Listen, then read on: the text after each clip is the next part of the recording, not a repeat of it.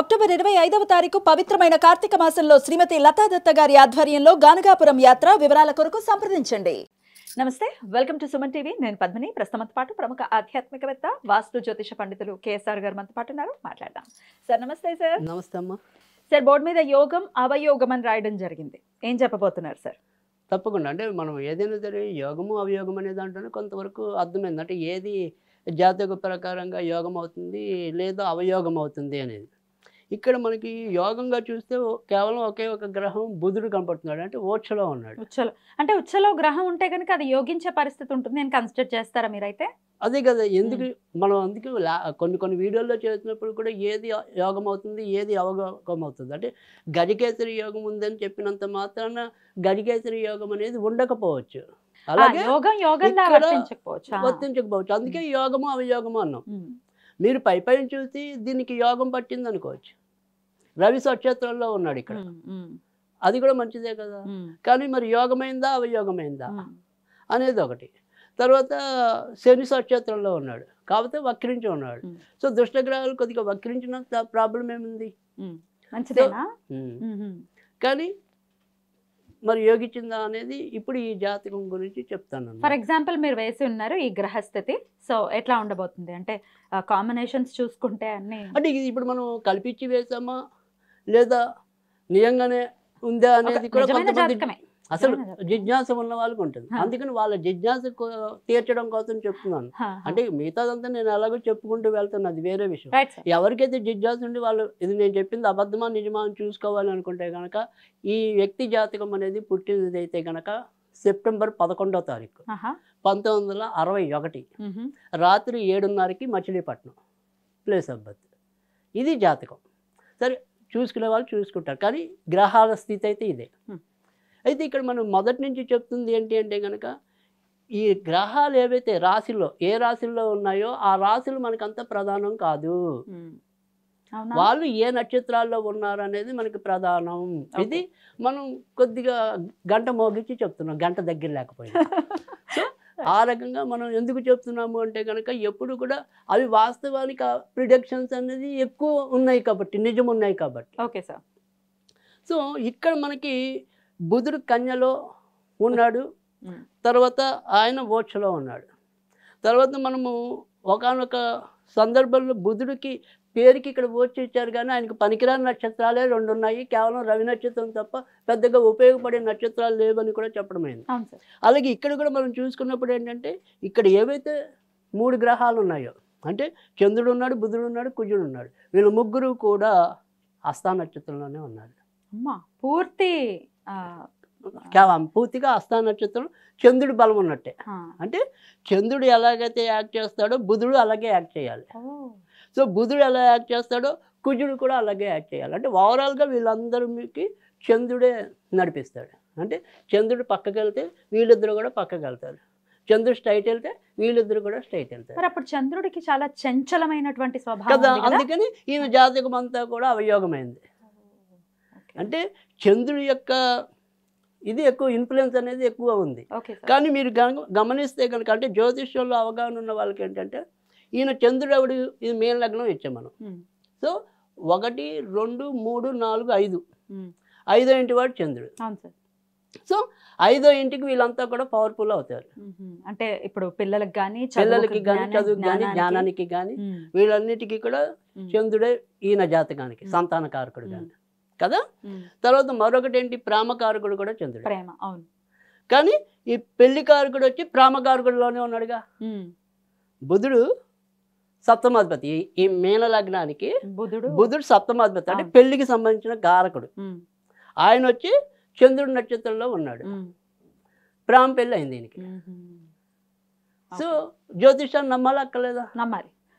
తర్వాత రెండోది, ఈయనకి పెళ్ళి ఎప్పుడైంది అంటే ఉజ్జాయింపుగా 1986 రాహులో బుధుడు సంబంధం ఆ సమయంలో జరిగింది. సో బుధుడు ఎవరు, వీళ్ళకి పెళ్లి కారకుడు. అంటే పెళ్లికి సంబంధించిన గడియ నడుస్తుంది, పెళ్లి చేశాడు కదా.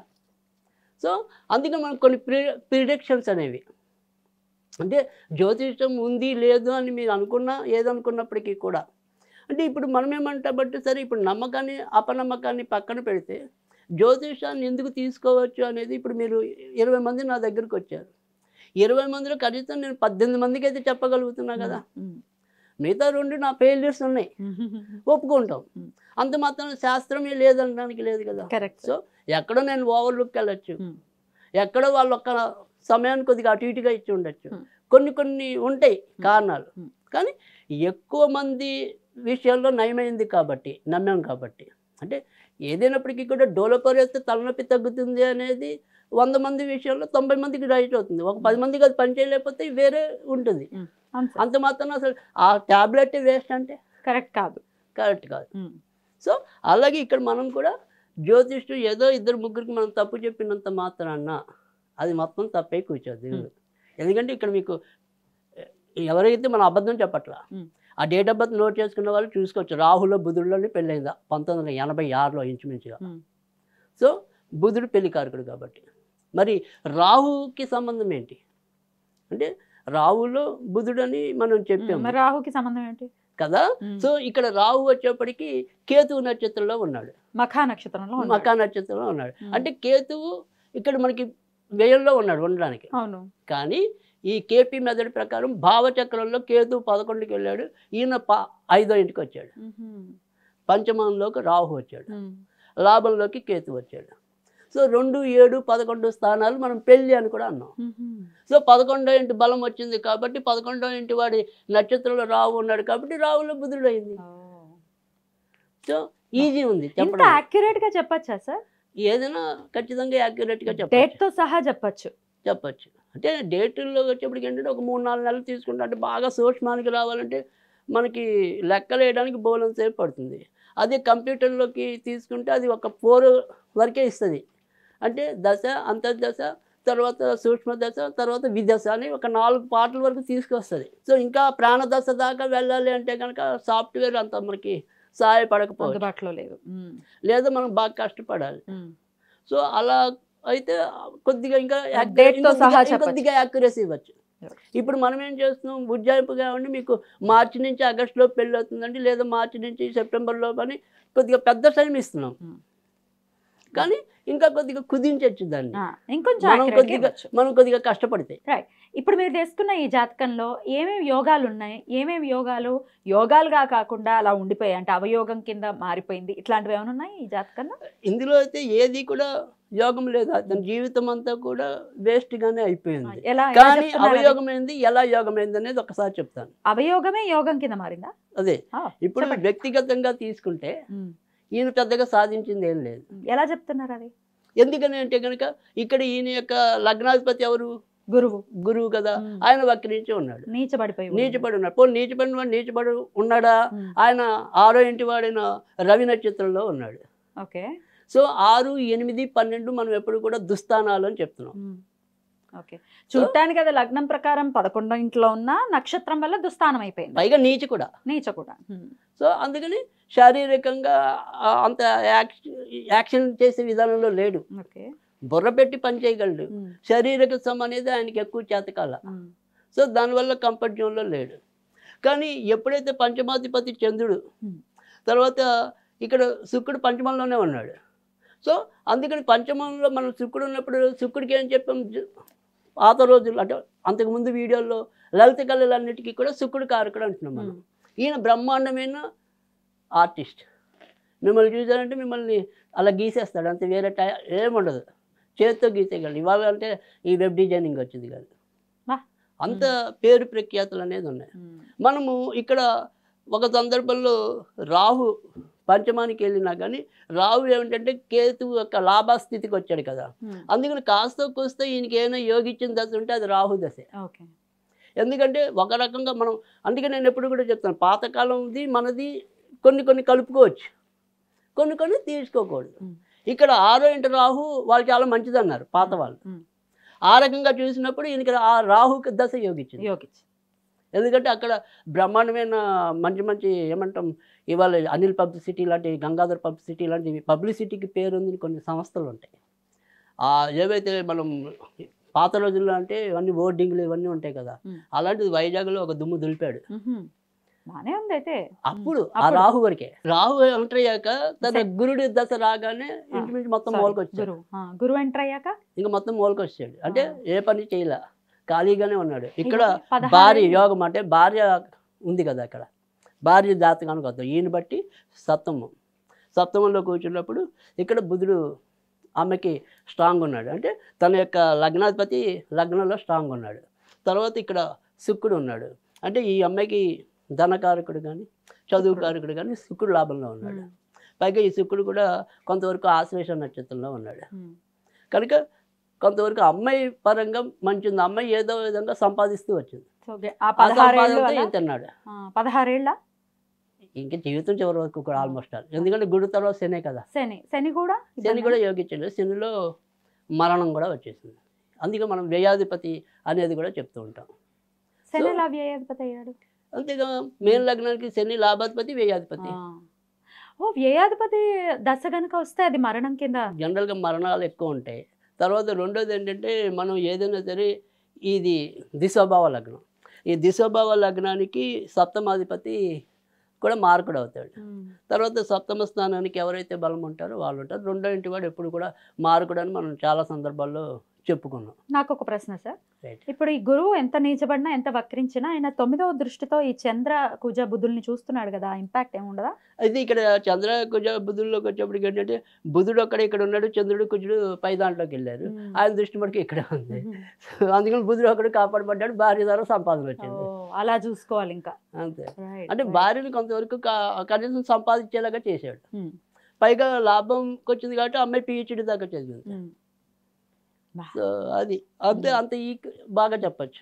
తర్వాత ఇక్కడ మనం ఈ అమ్మాయిని చూద్దాం. అంటే భర్త నుంచి అంటే మనం చెప్పుకుంటూ పోతే మాకు ఏమంటాం భుక్తి ఉండదని, కానీ ఒక్క జాతకం పట్టుకొస్తే 7 తరాలు అటు 7 తరాలు ఇటు 7 తరాలు చెప్పచ్చు. సో ఇక్కడ మనం చూసినట్టయితే కనుక ఇక్కడ ఈ అమ్మాయిది కన్యా లగ్నం అయింది, భార్యస్థానం. సో ఈ భార్యస్థానం కన్యా లగ్నం అయ్యి ఉండి ఇక్కడ లగ్నంలోనే అష్టమాధిపతి ఉన్నాడు. తర్వాత బుధుడు చంద్రుడు కలయిక. తర్వాత వచ్చేప్పటికి ఇక్కడ రవి ఉన్నాడు కదా, రవి వచ్చేప్పటికి వ్యయంలో బలంగా ఉన్నాడు. సో ఈ అమ్మాయి కూడా క్యాన్సర్ వచ్చి చనిపోయింది ఆయన వెనకాలే. సో ఎక్కడ వీళ్ళకి మార్కాధిపతి దశలు వచ్చాయి అంటే ఈయన పోవటం అనేది శనిలో రాహులో భార్య జరిగింది. ఎందుకంటే శని అమ్మాయికి రోగాధిపతి.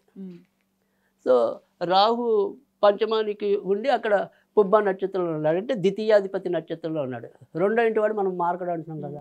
సో అందుకని శుక్రుడు నక్షత్రంలో ఉన్నాడు కాబట్టి శనిలో రాహుల్లో మార్కం ఆమెకు వస్తే మరి అక్కడ ద్వితీయాధిపతి కుజుడు అయ్యాడు కదా. అంటే మనం అందుకే చెప్తూ ఉంటాం మీన లగ్నానికి కుజుడు చంద్రుడు యోగకారకులు, గురుడు యోగకారకుడు అని. కానీ ఆ యోగాలు ఏమి ఇవ్వకుండా పాటు చేశాడు. మరి ఇదే జాతకం అయిపోయింది కదా. సో ఇక్కడ ఏదైతే ఈయనగమో శనిలో కుజుల్లో మరణం వచ్చింది, ఈ అమ్మాయికి శనిలో రాహులో మరణం వచ్చింది. ఇంచుమించు ఏడాది గడిలో ఇద్దరు పోయారు. సో అందుకని మనం చెప్పేది ఏంటంటే కనుక ఈ గ్రహాలన్నీ మీరు పైన ఏవైతే రాశి చక్రాల ప్రకారం ఉన్నాయో కరెక్ట్ కాదు, అది ఎప్పుడు కూడా కరెక్ట్గా తీసుకోవద్దు. అంతిమంగా మనం చెప్పేది ఒకటే, వాళ్ళు ఎక్కడ ఉన్నారు, ఎవరి నక్షత్రాల మీద ఉన్నారు అనే దాన్ని బట్టే ఉంటుంది. సో నేను కేతువునైనా రావునైనా ఛాయాగ్రహాన్ని కాదు. సో ఒక సంస్థ ఉంది, ఆ సంస్థకి నేను ఏజెంట్ అంతే.